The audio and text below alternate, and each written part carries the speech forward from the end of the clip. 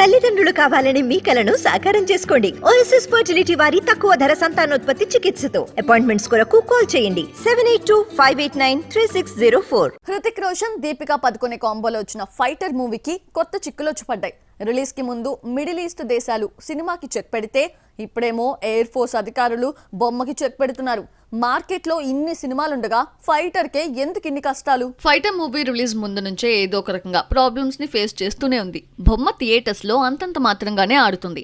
సినిమాకు semi hit పడింది. బాలీవుడ్ వరకు సూపర్ గా నడుస్తున్న సినిమాకు తాజాగా కొన్ని న్యాయపరమైన చిక్కులు ఎదురయ్యాయి. హృతిక్, దీపికల మధ్య ఘాటు ముద్దు తంటాలు తెచ్చిపెట్టింది. వారు పెట్టుకున్న డీప్ లిప్ లాక్ సీన్ వివాదాస్పదంగా మారింది. ఏ సినిమాలో అయినా లిప్ లాక్స్ కామన్, కానీ సెన్సార్ నుంచి ముందుగా అభ్యంతరం రావాలి. కానీ సెన్సార్ అయిన తర్వాత కూడా అభ్యంతరాలు వస్తే లేనిపోని హెడేక్స్. అయితే ఈసారి వచ్చిన అభ్యంతరం సెన్సార్ వారిది కాదు.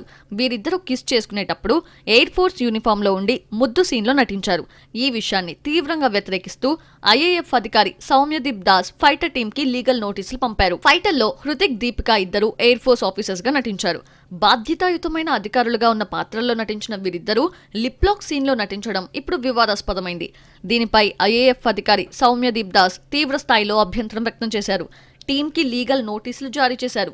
శౌర్యాన్ని, పవిత్రతను ప్రదర్శించే సైనిక దుస్తుల్లో ఉండి లిప్ లాక్ సీన్ లో నటించడం అంటే యూనిఫామ్ పవిత్రతను అగౌరవపరచడమే కాకుండా భారత వైమానిక చట్టాన్ని ఉల్లంఘించడమేనని సౌమ్యదీప్ దాస్ తన నోటీసులో చెప్పారు.